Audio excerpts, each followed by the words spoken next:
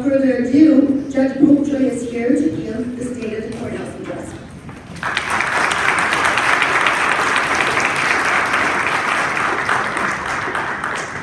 Thank you, Angel, and good afternoon, everyone. In December 2020, I had the honor of being elected the 20th Chief Judge in the then 62-year history of the 18th Judicial Circuit.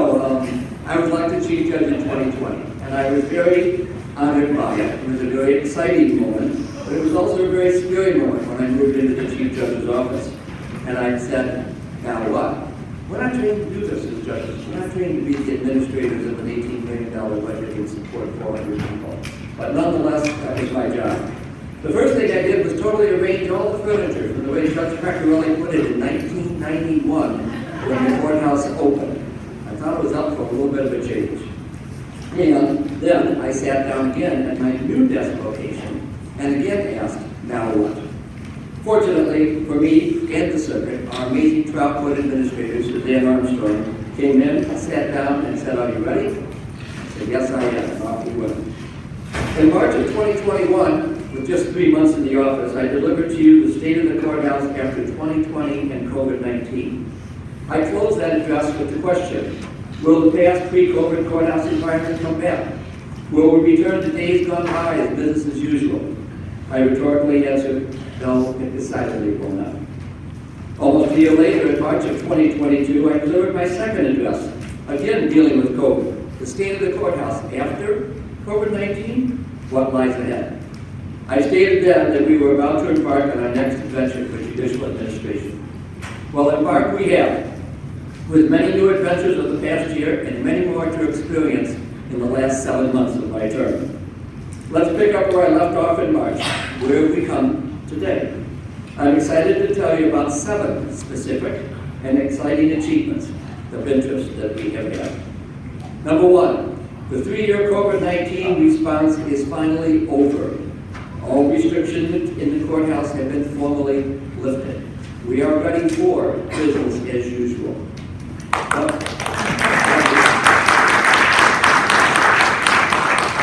Unfortunately, though, business as usual will, unfortunately, whichever it might be, will still incorporate Zoom. And Zoom is here to stay.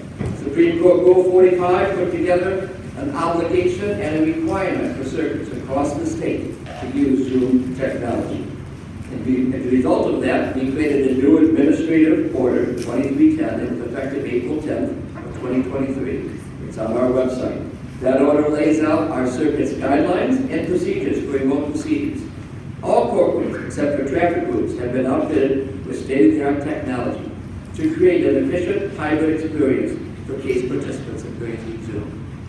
But what I personally want, given my dated, antiquated history with this circuit, is come back into the courthouse. Every courtroom is ready for you to appear in person. Every courtroom would love you to appear in person. Come on back in. Let's get the hallways humming again. Let's get the alcoves talking among lawyers of experience and new lawyers. Let's get back to what we were as best as we can.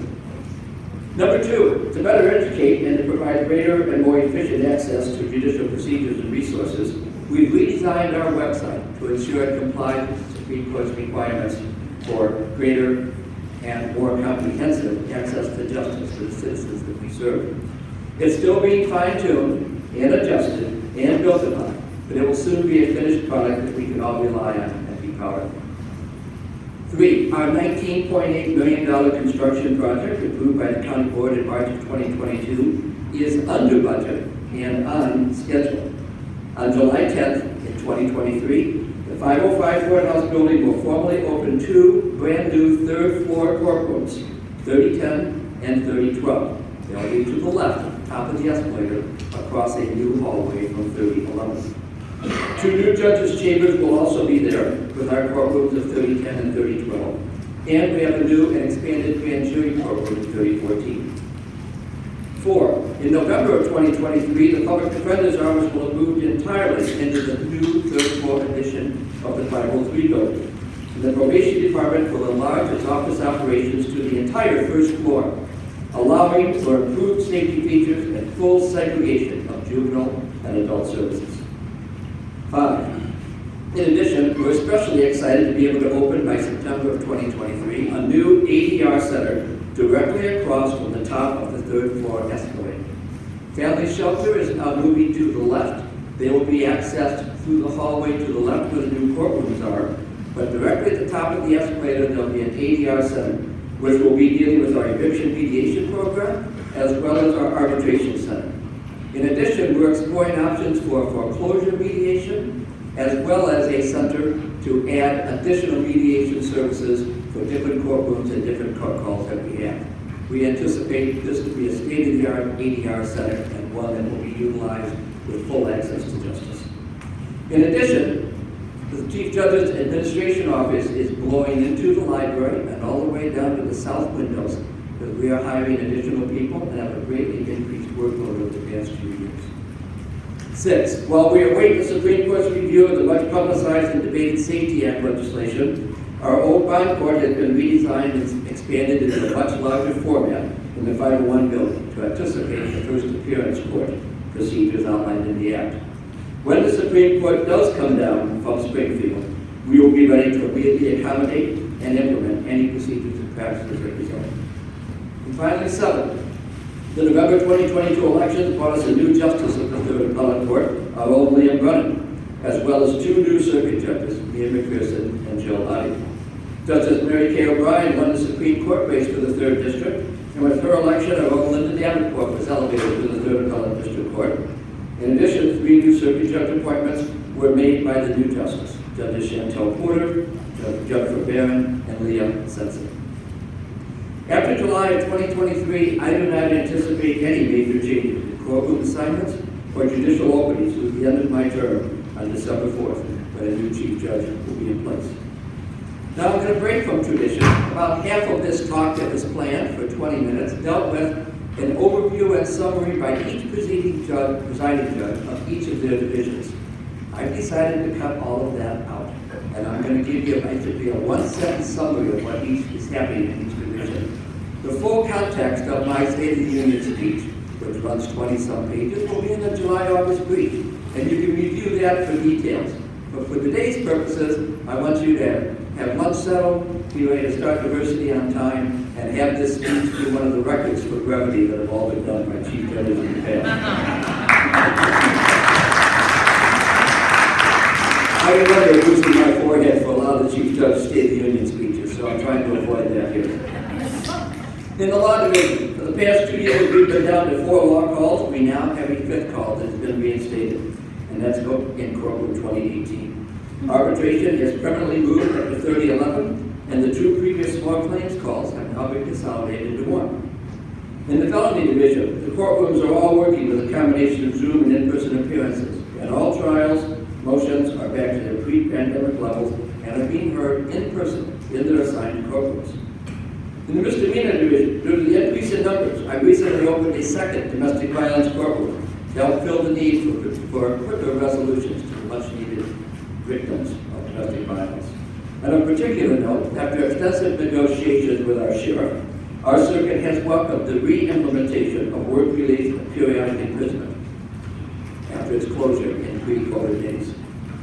The specialty and juvenile courts division, they continue to grow in their resources and usefulness, with 2 juvenile calls, a drug court, a focus court, a mental health court, and a veterans court. Of particular note, Family Violence and Coordinating Council has launched an innovative QR code, which quickly provides critical resources for victims of domestic violence in a safe and secure manner. The Chancery Division is the place we'll probably see the most change after increasing a domestic relations call and a domestic violence call and a law call. We're taking 1 call away from the Chancery Division. There will still be a probate tax, objections, and disputes that will be handled.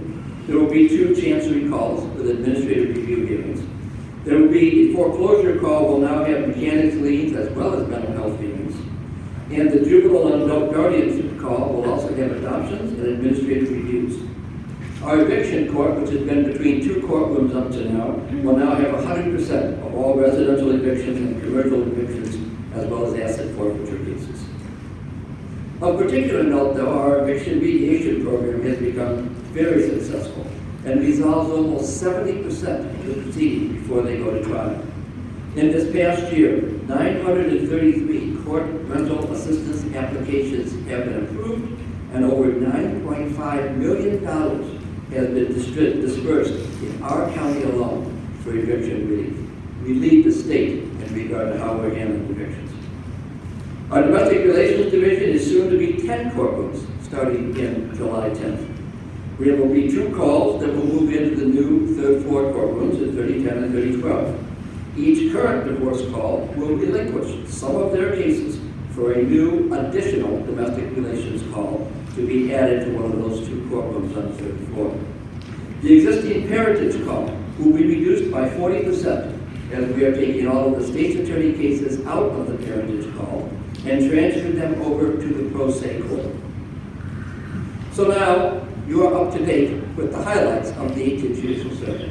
As I said, the rest of the details about the division reports that are all in my original speech will be in the bar brief in June and July. You can rely on those for more details, who's being assigned where, and the like. But of note, I want you all to know what an honor and a privilege it has been to be Chief Judge of the 18th Judicial Circuit.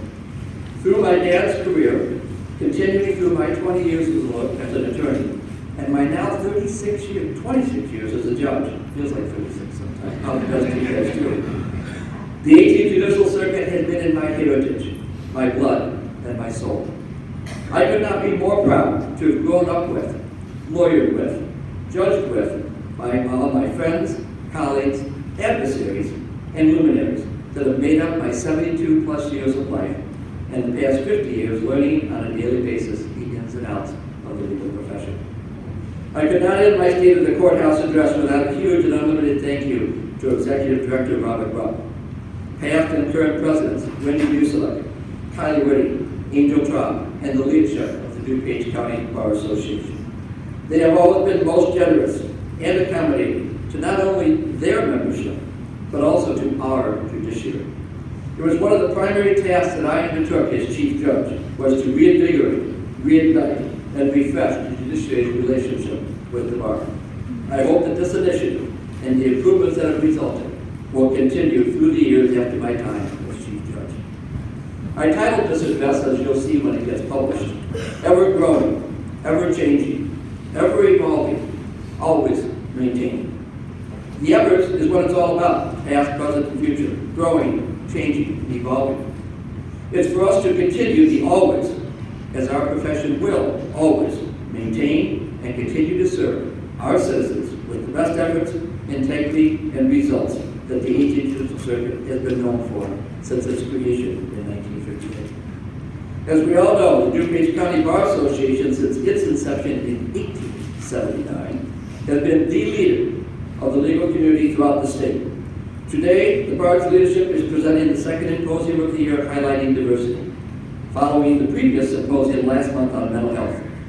Both presentations highlight the effort and all the benefits that you will receive are the always. In partnering with the DCBA, the 18th Judicial Circuit will continue to ever grow, ever change, and ever evolve long after my days as chief. In furtherance of this partnership and by working together, the DCBA and the 18th Judicial Circuit shall both always maintain their stature and their leadership as the gold standard for the state of Illinois. Thank you very much for your attendance and consideration. I know that I set a record for brevity, and now you can get on to your settlement. Thank you all very much.